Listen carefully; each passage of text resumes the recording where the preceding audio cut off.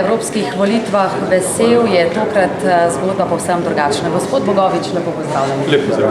Torej, sami ste rekli, da ste na izvršnem odboru podali svoj odstop, a se nekako s tem tam niste strinjali in ste se odločili, da torej zaenkrat ostajate na čelu stranke. Kaj točno to pomeni za samo stranko, za njeno vodstvo in razumete, ki bi lahko pomembno vplivale Predčasne volitve so Slovenski ljudski stranki namenile izpad iz parlamenta Republike Slovenije.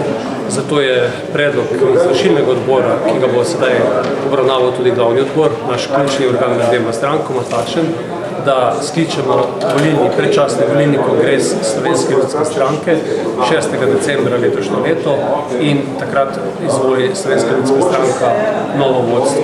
V tem času pa obstoječa ekipa prizadevno izpelje lokalne volitve. Tu imamo nominiranih že skoraj 100 kandidatov Slovenske ljudske stranke za slovenske župane, da speljemo priprave za volitve v državni zbor.